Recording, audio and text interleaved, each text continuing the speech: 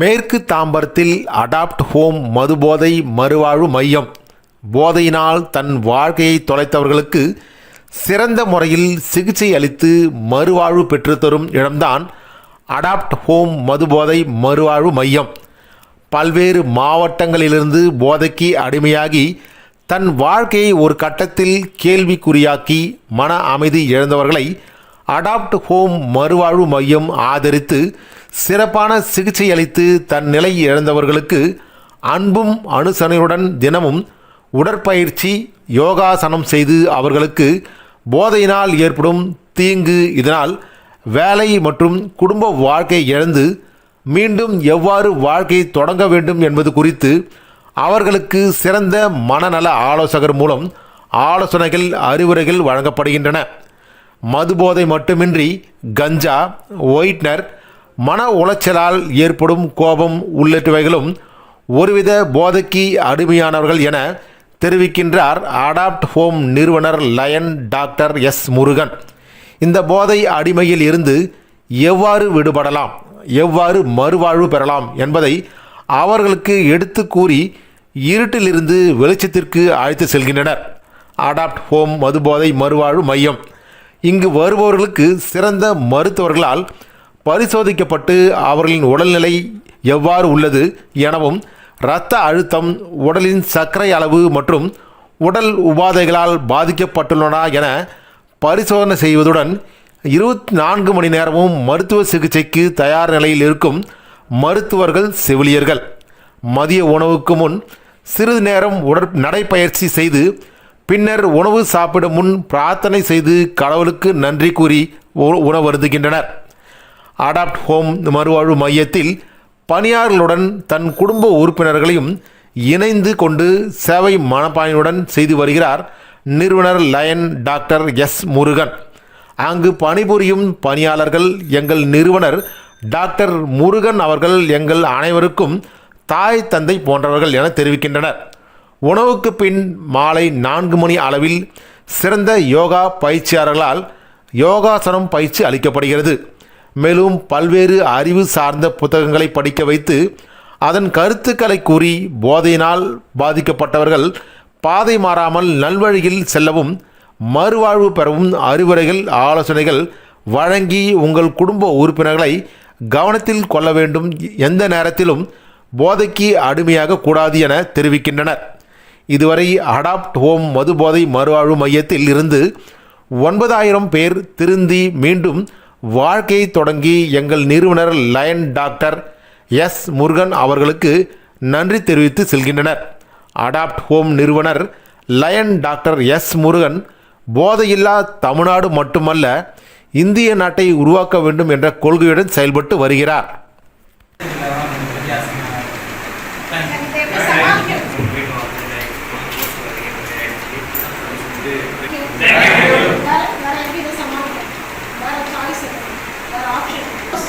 யாரும் ரொம்ப நோக்காங்க, நோய் வாய்ப்பட்டுருக்காங்க, அவங்க போய் பார்க்க 1 மாதம் 2 மாதம் இருக்கணும் அப்படின்னா நம்ம என்ன பண்ணணும்? அதை விட இதெல்லாம் முக்கியமாக தவிர இல்லையா? அவங்களுக்கு உடம்பு முடியல, ஹாஸ்பிட்டல் வச்சு பார்க்கணும் அப்படின்னு சரி பார்த்துக்கலாம், செஞ்சுக்கலாம் அப்படின்னு மனசில் ஒரு உண்மையை கட்டும்போது என்ன ஆகும்?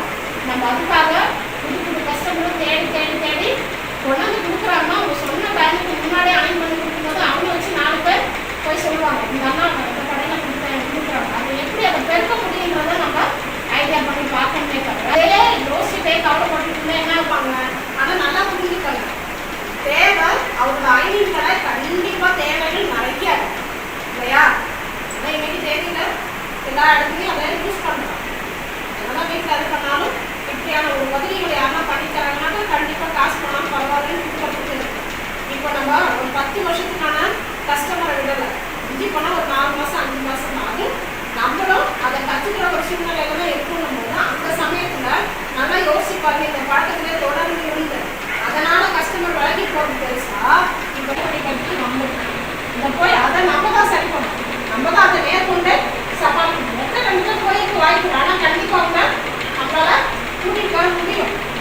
இப்போ அதே லைன் பாத் வாங்கி வச்சிருந்தாலும் மீதி இருக்கிற அடுத்து 11வது நாள் கண்டிப்பாக 11வது நாள், ஏன்னா இது எல்லா நாளும் எல்லா நேரமும் பயன்படுத்தக்கூடிய ஒரு தொழில்.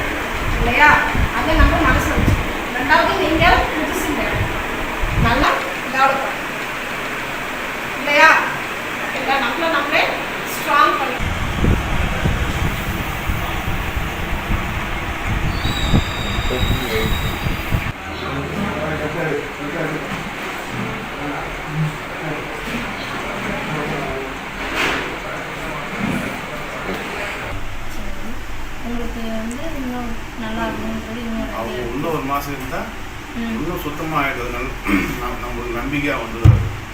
நம்பிக்கை இருக்குது. சரி, இதுக்கு மேலே வந்து நீங்கள் என்ன ஃபியூச்சர் பிளான் பண்ணியிருக்கீங்க? ஃபியூச்சர் இதுக்கப்புறம் வாழ்நாள் கூட குடிக்கூடாது. குடி நோயாக இருந்து அதை வந்து சாவதையும் மாற்றக்கூடாது. குடி நோயாக இருந்தது ஒரு சுகர் மாற்ற போகிறவங்க அதை சொல்லிக்கிறேன். இதுக்கப்புறம் என் தொழில், என் மனைவி, என் மகன், உறவினர் யாருமே யாரும் தப்பாக நினைக்கூடாது. யாருக்கும் தப்பாகவும் பேசக்கூடாது. என் ஒய்ஃபுக்கு ஒரு நாள் காலம் தான். இதுக்கப்புறம் அவங்க நேர்மையாக இருக்கும். அவங்க சொல்கிறத பற்றி கேட்கணும். அவங்க சொல்கிறத பற்றி என் கேட்பான். நான் சொல்கிறது அவங்க என் பேச்சு கேட்பாங்க. இதுக்கு மேலே நீங்கள் வெளியே போயிட்டு உங்களுக்கு பிடிக்கணும்னு ஏதாச்சும் எண்ணங்கள் வந்து அதை எப்படி தவிர்க்கலாம்? மெயினாக வந்து மீட்டிங் ஃபஸ்ட்டு இது நான் போனோம். ரெக்கவரி ஆகணும். என்ன டிசைட் பண்ணியிருக்கீங்க? அவங்க வீட்டில் வந்து போனதுக்கப்புறம் இன்னும் கொஞ்சம் நல்லா ஆகணும். எந்த விதத்தில்?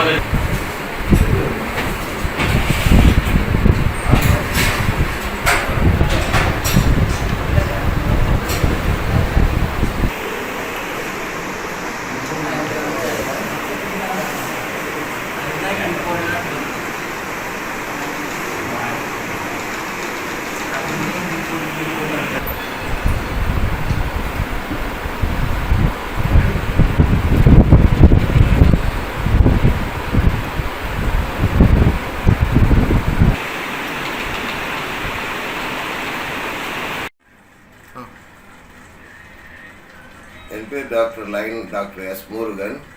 தாம்பரத்தில் குடிபோதை மறுவாழ்வு நடத்திட்டு வரேன் அடாப்ட் ஹோம் என்ற நிர்வாகத்தில். இந்த நிர்வாகத்தில் இது வரைக்கும் ஒரு 9,000 பேருக்கு மேலே வந்து ட்ரீட்மெண்ட் பார்த்துட்டு போயிருக்காங்க. அதில் ஒரு 5,000 பேருக்கு மேலே நல்லா இருக்காங்க. அவங்களுடைய எல்லாமே இங்கே ஃபாலோஅப்புக்கு வந்துட்டுருக்காங்க. அவங்களுடைய கான்டெக்ட் எல்லாம் ஃபேமிலி மோட்டிவேஷன்ஸ் தான் கிளாஸஸ் இங்கே. ஏன்னா இங்கே வந்து physically, mentally, financial, society, relationship and self respect இதை மோட்டிவேஷன் பண்ணுறது தான் psychologist and psychiatric doctor, general doctor, yoga master, nursing, இங்கே தெரபிஸ்ட், இங்கே வாலண்டரிஸ், கோஆர்டினேட்டர்ஸ் இது எல்லாமே இருக்காங்க. இந்த நிர்வாகத்தில் வந்து நிறைய பேருக்கு நல்ல ஒரு சர்வீஸ் கொடுத்துட்டு வரோம். அதனால் வந்து இன்றைக்கி நிறைய ஃபேமிலிஸ் நல்லா இருக்காங்க. இன்றைக்கி இருக்கக்கூடிய ஜென்ரேஷன் பார்த்தீங்கன்னாக்கா சைல்டுஹுட் அடிஷன்ஸ் தான் அதிகமாகிட்டு இருக்குது. ஏன்னா ஓல்டு பீப்புள்ஸ் வந்து சோசியல் ட்ரிங்கராக இருக்கிறவங்க சில பேர் இருக்காங்க, அடிஷன்ஸில் நிறைய பேர் இருக்காங்க. இன்றைக்கி மல்டிபிள் ட்ரக் அடிக்ட் நிறைய பேர் போயிட்டு இருக்காங்க, சின்ன பிள்ளைகள் எல்லாமே. இன்றைக்கி பார்த்தீங்கன்னா ஸ்கூல்ஸ் பிள்ளைங்களுக்கு வந்து அவேர்னஸ் நிறையா பண்ணிட்டு வரோம். அந்த பிள்ளைகள்லாம் பார்த்தீங்கன்னாக்கா இன்றைக்கி 7th ஸ்டாண்டர்ட் படிக்கிற பிள்ளைங்கள்லாம் கூட இன்றைக்கி ட்ரக்ஸுக்கு போயிட்டு இருக்குது. மல்டிபிள் ட்ரக்ஸ் எல்லாமே ஆல்டர்னேட் ஏதோ சொல்யூஷன்ஸ், ஒயிட்னரி, இது போல் நிறைய கஞ்சஸ், இன்ஜெக்ஷன், மாத்திரைகள் நிறையா போயிட்டுருக்கு. இதுக்கு அவேர்னஸ்க்கு வந்து நிறைய ஸ்கூல்ஸ் அவேர்னஸ் பண்ணிட்டு வரோம், நிறையா காலேஜ் அவேர்னஸ் பண்ணிட்டு வரோம். நார்காட்டிக்ஸ் அனானிமஸ் பீரோவோடு வந்து ரேலி பண்ணியிருக்கோம், நிறைய காலேஜஸ் அவேர்னஸ் பண்ணிட்டு வரோம். இப்போ கூட லேட்டஸ்ட்டாக கூட இந்த பாலாஜி ஹாஸ்பிட்டல்ஸில் அவேர்னஸ் பண்ணினோம், சாய்ராம் காலேஜில் அவேர்னஸ் பண்ணோம், நிறைய காலேஜஸில் அவேர்னஸ் பண்ணிட்டு வரோம். ஏன்னா மக்களுக்கு விழிப்புணர்வு கொடுக்கணுன்னு தான் இந்த அடாப்ட் ஹோமுடைய ஒரு மோட்டிவேஷனை கட்டி இது வந்து மணி மைண்டரில் பண்ணல. எல்லாமே நினைக்கலாம் டிஎடிஷன் சென்டர்ஸ்னாக்கா மணி மைண்டரில் பண்ணுறாங்கன்னு. ஏன்னா ஒன்ஸ் பர் டைம் வந்து சமுதாயத்துக்கு நாங்கள் எதெல்லாம் செய்யணுன்ற ஒரு தேவை மனப்பான்மையோட என் குடும்பத்தில் உள்ள பாதிப்புகளை யோசித்து பார்த்துட்டு இந்த அடாப்ட்ன்ற ஒரு நிர்வாகத்தை ஆரம்பித்தேன். இந்த நிர்வாகத்தை ஆரம்பித்ததுக்கப்புறம் என்னுடன் வந்து பழகிய நண்பர்கள், என்னுடன் இன்மேட்டாக வந்து இருந்தவர்கள், என்னோட அவங்களுடைய ஃபேமிலியோடைய சூழ்நிலைகள், அவங்களுடைய அடிக்ஷன்ஸோடைய லெவல் எந்த லெவலில் போயிருக்குன்னா உடனே ரொம்ப அவங்க ராக் பாட்டத்துக்கு போகக்கூடிய சூழ்நிலையில் இருக்கவங்கெல்லாம் மோட்டிவேஷன் பண்ணி அதனால் பாதிப்புகள் என்னென்ன வரும்ன்றதை அவங்களுக்கு எக்ஸ்பிளைன் பண்ணி அவங்க குடும்பத்துக்கு மோட்டிவேஷன் பண்ணி அவங்களுடைய ஜாப்பை காப்பாற்றி கொடுத்து அவங்க ஃபிசிக்கலை அவங்கள காப்பாற்றி கொடுத்து இதெல்லாம் பண்ணிட்டு வரோம். இந்த சர்வீஸ் வந்து உன்னதமாக என்னுடைய ஸ்டாப் இது வந்து இந்த psychology counselling treatment and rehabilitation தானே கண்டி. இது வேறு எந்த ஒரு மோட்டிவேஷனும் கிடையாது. நாட் மணி மைண்டட், அவங்களுக்கு ஏற்ற ஃபுட்டு, அவங்களுக்கு ஏற்ற அட்மாஸ்பியர், அவங்களுக்கு ஏற்ற ரிலாக்ஸேஷன், அவங்களுக்கு ஏற்ற எல்லாமே நம்ம அவங்களுடைய மோட்டிவேஷன் அவங்கள. ஏன்னா கடவுளுடைய கிருபைகள், கடவுள் வந்து அவங்களுக்கு நல்லது செய்யணுன்றதுக்காக இந்த சேவையை வந்து ரொம்ப மன திருப்தியாக செஞ்சுட்டு வரோம். இது என்னுடைய மிஸ்ஸஸ் சைக்காலஜிஸ்ட் மகாலட்சுமி அவங்களும் என்னுடைய இருக்காங்க. இப்போ சைக்காட் டாக்டர் வந்து உமேஷ் டாக்டர் இருக்கார், ஜெனரல் டாக்டர் வந்து பாலச்சந்தர் இருக்கார், சைக்காலஜிஸ்ட் வந்து ஆனந்தி மேடம் இருக்காங்க, யாகினி மேடம் இருக்காங்க. இன்றைக்கி நர்சிங்கில் பார்த்தீங்கன்னாக்கா சரஸ்வதி, மகாலட்சுமி அவங்க ஒரு எல்லாமே இவங்க இருக்காங்க. இதுக்கு சுந்தர்ன்ற ஒரு குக்கிங்கில் இருக்கார், டிரைவர் வந்து இருக்கார், கோஆர்டினேட்டர் ரவின்ற இருக்கார், அட்மினில் வந்து நம்ம ஸ்டான்லி சார் இருக்காங்க. இது எல்லாமே இந்த யூனிட்டாக செய்யக்கூடியது தான் இந்த வேலையை கண்டு. யோகா மாஸ்டர் ஹரிபாபு அவர் வந்து குட் மேன். அவர் நம்ம கூட வந்து பல வருஷமாக சர்வீஸ் பண்ணிகிட்ருக்காரு. மணி மைண்டரில் இல்லை, அவரும் வந்து என்னென்னாக்கா அவங்களுடைய ஃபிசிக்கலுக்கு என்னென்ன மோட்டிவேஷன் பண்ணணுமோ அதெல்லாம் பண்ணிகிட்ருக்காரு. ரொம்ப ஹாப்பியான இந்த சர்வீஸ் பண்ணிட்டு வரோம். எங்களுக்கு வந்து என்னென்னா இந்த நிர்வாகத்துக்கு வந்து நாங்கள் செய்யக்கூடிய சேவையில் மக்களுக்கு போய் எதனா ஒரு நல்ல ரீச் ஆகணும், மக்களுக்கு வந்து நல்லது நடக்கணும் அப்படின்ற ஒரு நல்ல ஒரு மோட்டிவேஷன் வந்து அந்த அடாப்ட்ன்ற நிறுவனத்தில் இதை பண்ணிட்டு வரேன். இதோடைய ஃபவுண்டராக நான் இருந்தாலும் என்னுடைய நேரடி பார்வைகள் காலையில் 5 மணிக்கு நான் இங்கே வந்துடுவேன், நைட்டு 10:30 மணிக்கு தான் போவேன், மத்தியானத்தில் வீட்டுக்கு லஞ்சுக்கு போவேன், வேறு எதனா கமிட்மெண்ட் தான் வெளியே போயிட்டு வந்துடுவேன். ஆனால் ஈவினிங் ஆனால் ஆஃபீஸ் வந்துடுவேன், 6 மணி பூஜை பண்ணிவிடுவேன், காலையில் 8 மணி பூஜை பண்ணிவிடுவேன். எல்லாமே இன்வைட்டு எல்லாமே வந்து சாமி கும்பிட்டு போவாங்க. ஏன்னா எம்மதமும் சம்மதம் அவங்களுக்கு வந்து இந்த கடவுளை தான் கும்பிடலாம் இல்லை. அவங்க வந்து முஸ்லீம்ஸாக இருக்கட்டும் அவங்களுக்கு குரான் கொடுப்பேன், கிறிஸ்டின்ஸாக இருக்கட்டும் அவங்களுக்கு பைபிள் கொடுப்பேன். வேறு எந்த சாமியை கும்பிட்றதுனால எந்த சாமி தான்ன்றதை போஸ்ட் பண்ணுறதுலாம் இல்லை. ஆனால் கடவுளுடைய கிருபைகள் உங்களுக்கு வேணும், உங்கள் மூதாவிகளுடைய தர்மங்கள் உங்களுக்கு வேணும், நீங்கள் நல்ல தெளிவான வாழ்க்கையை வாழும்போது கடவுளை வழிபடுங்கன்னு சொல்லிட்டு ஒரு நேரமும் அவங்களுக்கு வந்து மோட்டிவேஷன் பண்ணுறது தான் எங்களுடைய வேலை. இந்த நிர்வாகத்தில் வந்து நிறைய சர்வீஸ் பண்ணிட்டு வரோம். ஏன்னா அவேர்னஸ்ன்றது இன்றைக்கி டிபார்ட்மெண்ட்டில் இருக்க நிறைய அதிகாரிகளுக்கு கூட நிறைய டிஎடிஷன்ஸுக்கு இங்கே வந்து ரீஹாபிலிட்டேஷனுக்கு சேர்த்துருக்கோம்.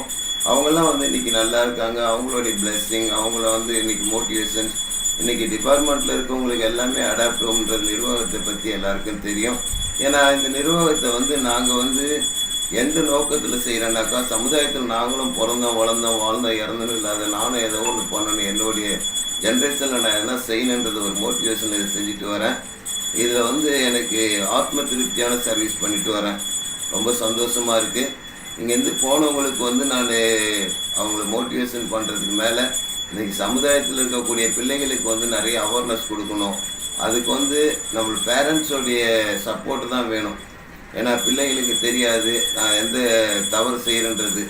அது வந்து கண்டிப்பாக வந்து அந்த பேரண்ட்ஸுங்களுக்கு வந்து மோட்டிவேஷன் கிளாஸஸ் இருக்க ஒரு ஸ்கூல்ஸ்லேயும் ஒரு காலேஜஸ்லேயும் நாங்கள் பண்ணிட்டு வரோம்.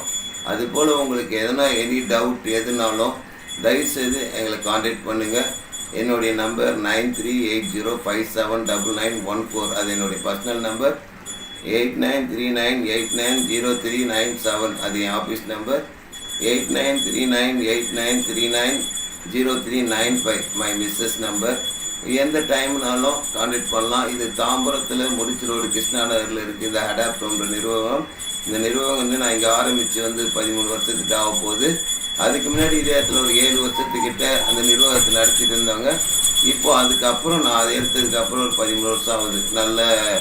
நல்ல சப்போர்ட் மக்களுக்கு சேவை செய்யறதுக்காக இந்த நிர்வாகத்தை ஆரம்பித்தது. அடாப்ட்ன்ற ஒரு எழுத்தை வந்து சூஸ் பண்ணி செஞ்சது இந்த நிர்வாகம். வந்து என் ஆயுள் காலம் முடிஞ்ச வரைக்கும் இல்லை, என்னுடைய ஜென்ரேஷன் முடிஞ்சாலும் அடுத்த ஜென்ரேஷனுக்கு இதை வந்து எடுத்துகிட்டு போகணுன்றது, சமுதாயத்துக்கு விழிப்புணர்வு கொடுக்கணுன்றது என்னுடைய நோக்கம். இதனால தான் இந்த சர்வீஸை நான் பண்ணிட்டு வரேன். ஆத்ம திருப்தியான சர்வீஸ். Thank God. இன்றைக்கி வந்து எவ்வளோ பேர் நல்லா இருக்காங்க. Choose of the people. கடவுளால் தேர்ந்தெடுக்கப்பட்டவர்கள் மட்டும் மறுவாழ்வு மையத்துக்கு வரக்கூடிய வாய்ப்புகள். ஆனால் இன்றைக்கி நிறைய பேரண்ட்ஸோடைய வேண்டுதல், மூதாதைகளுடைய தர்மங்கள், அவங்களுடைய முன்னோர்களுடைய தர்மங்கள், அவங்களுடைய குலதெய்வ தர்மங்கள், அவங்களுக்கு வந்து வாய்ப்பு கிடைக்கிது. அந்த வாய்ப்பை எனக்கு ஒரு ஆப்பர்ச்சுனிட்டி கார்டு கொடுக்குறாரு. அந்த ஆப்பர்ச்சுனிட்டி நான் எனக்கு உண்மையாக நேர்மையாக நான் செஞ்சுட்டு வரேன். நிறைய செய்யணும்னு ஆசைப்படுறேன் சமுதாயத்துக்கு.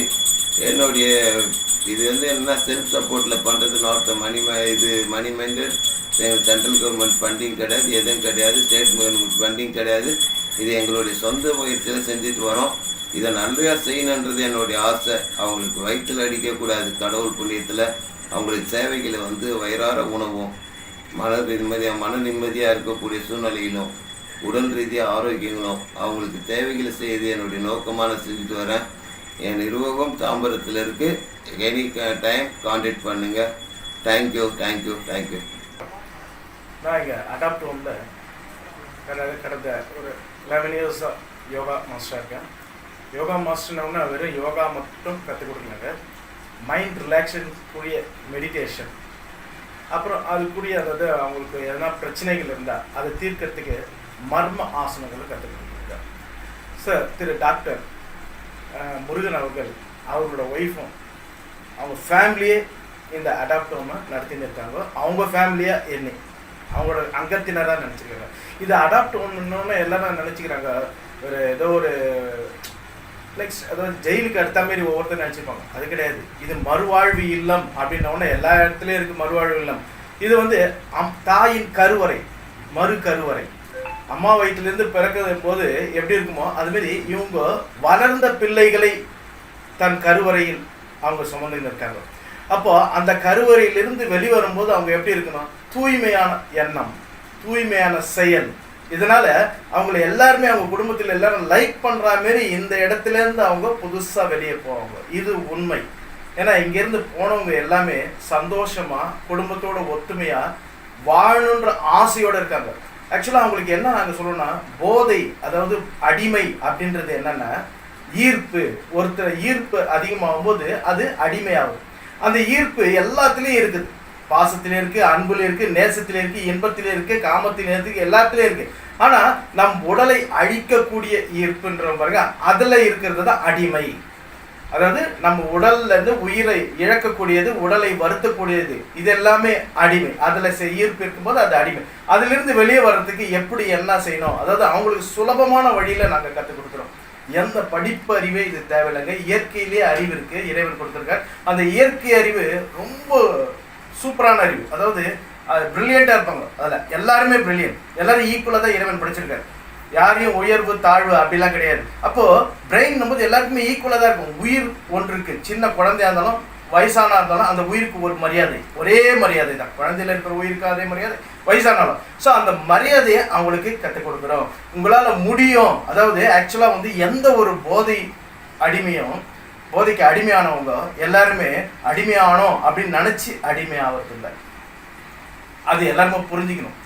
ஆக்சுவலாக அவங்களோட ஒவ்வொரு திங்கிங் எந்த இதில் பாதிக்கப்படுறாங்களோ அந்த பாதிப்புலேருந்து இது மீட்டிட நம்மளை அந்த போதை பொருள் அப்படின்ற எண்ணத்தில் தான் பயன்படுத்துகிறாங்க. அந்த போதைப் பொருள் பயன்படுத்துகிறாத என்ன விளைவுகள் ஏற்படும் அப்படின்றத நாங்கள் இங்கே சுட்டி காட்டுறோம். எல்லாருமே ஆக்சுவலாக இங்கே வந்து சேர்ந்த உடனே அவங்க அம்மா அப்பா ஃபேமிலி எல்லாரும் திட்டுறாங்க. ஏன் திட்டுறாங்க அப்படின்னா, இங்கே தான் வந்து சேர்த்துட்டாங்களே எங்களை, ஏதோ ஒரு அடிமையான இடத்துல சேர்த்துட்டாங்க அப்படின்னு நினைக்கிறாங்க. அது அடிமை இல்லை. அவங்களுக்கு விளக்கம் கொடுக்குறோம். இங்கே 8வது சேர்த்துருக்காங்கன்னா உங்கள் மேலே அவ்வளோ பாசம் இருக்குது. உங்கள் குடும்பத்து மேலே உங்களுக்கு அவ்வளோவா பாசம் இருக்குது. உங்கள் குடும்பத்துக்கு நீங்கள் தேவை, உங்களோட தேவைகளை அவங்களுக்கு அவங்க அனுபவிக்கிறாங்க. இந்த பிறவி தான், அடுத்த பிறவிலாம் இருக்கா இல்லைன்னு தெரியாது, அவங்க உணர்ந்துட்டாங்க. அப்போ நீங்கள் தேவை என்ன பொண்ணு தான் இங்கே சேர்த்துருக்காங்க. இங்கே நல்லா இருந்து நல்லபடியாக வெளியே வருவீங்க. இல்லைன்னா உங்களை விட்டுருப்பாங்களே, போதைக்கு அடிமாயிட்டீங்க, இனிமேல் திருந்த மாட்டீங்க அப்படின்னா அப்படியே ரோட்டில் விட்டு எங்கன்னா ஒரு ஊர்லையாவது விட்டு வந்திருப்பாங்களே. இங்கே சேர்க்குறாங்க. நீங்கள் தேவை அவங்களுக்கு தேவை, உங்களோட பாசம் அவங்களுக்கு தேவை. அதனால இந்த இடத்துல வந்து சேர்த்து உங்களை தூய்மையை எடுத்துன்னு போகணுன்றாங்க. அதுக்கேற்ற மாதிரி இந்த இடத்துல வகுப்புகள் நாங்கள் எடுத்துன்னு இருக்கோம். காலையில் 6 மணிக்கு வாக்கம், 6:30 மணிக்கு மார்னிங் ப்ரேயர் அவங்களுக்கு கொடுத்துருது. ஒவ்வொரு டைமுக்கும் என்னென்ன செய்யணும் நாங்கள் சொல்லிடுறோம் பாருங்கள். இந்த இடத்துல நம்மளோட அடாப்டிவ் ஹோமில் என்னென்ன டைமுக்கு எந்தெந்த அவங்களுக்கு கொடுத்துன்னு இருக்கோம் அப்படின்னு. 6:45 டீ டைம், அவங்களுக்கு டீ கொடுத்துருவோம் கரெக்டாக அந்த டைம்னா அந்த டைம் பிரகாரம். ஏன்னா அவங்களுக்கு பங்க்சுவாலிட்டி தெரியணும். அதுமாரி 7 AM எக்ஸசைஸ், அவங்க உடலை பராமரிக்கிறதுக்கு எக்ஸசைஸ், அதாவது பாடி ஃபிசிக்கலாக எக்ஸசைஸ் கொடுக்குறது. 7:30 AM ஹவுஸ் கீப்பிங், அந்த இடத்த சுத்தப்படுத்துறதுக்கு அவங்களுக்கு. ஏன்னா அவங்க வீட்டில் இருக்கிற எல்லார் மனசையும் சுத்தப்படுத்தணும் அப்படின்னு நினைக்கும். இவங்க மனசு சுத்தமாக இருக்கணும். அவங்க மனசில் வர்றது அப்போ தான் இவங்களுக்கு தெரியும். அதுக்காக ஹவுஸ் கீப்பிங் சொல்லும் போதே அவங்களுக்கு மைண்டில் இதுக்காக தான் செய்கிறோம் அப்படின்றத நாங்கள் உணர்த்துறோம். 8:15 AM பிரேக்ஃபாஸ்ட், டிஃபன், அவங்களுக்கு சாப்பிட தேவையானது அவங்களுக்கு பிடிச்சது என்னவோ அது கொடுத்துருவாங்க. அடுத்தது மெடிசின் 9 o'clock, அவங்களுக்கு என்னென்ன உடம்புல பாதிப்பு ஏற்படுத்தோ அதுக்கேற்ற மெடிசின்.